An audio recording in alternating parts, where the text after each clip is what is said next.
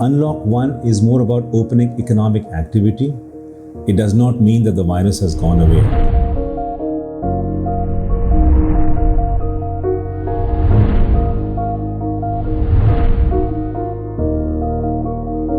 Unlock 1 has started. Lockdown is gradually being eased and seized off. What is happening right now is that though the number of virus cases is increasing every day, more and more people are moving around in the streets, so we are more at risk.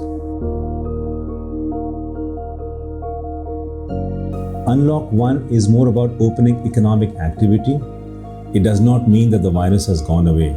On the contrary, the virus is very much here and is spreading faster than ever at the present moment while I am talking to you. Till a good vaccine is not available, we will continue to catch infection from others, so we need to be careful.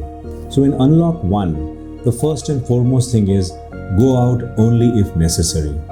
Please do not go out for pleasure, go out for work or for buying essentials or groceries only when required. As far as possible, stay at home, work from home and order online. In case you have to go out, there are certain things that you have to keep in mind, and these are very, very important for you. Number 1, physical distancing. Physical distancing is important because the virus travels through droplet and through cough, and it is about 2 meters, that is the maximum limit through which a person can infect the other. So if you stay 2 meters or more away from the other person, your chances of catching an infection is less. So physical distancing is important. Number 2, frequent hand washing. This is a virus that is enveloped in some lipid. Lipid is fat. Fat dissolves with detergent. So when you wash your hands with soap and water, the lipid layer of the virus is washed away and the virus gradually dies. So washing your hands frequently with soap and water, particularly when you come out from outside, is important. The third aspect is to use hand sanitizers.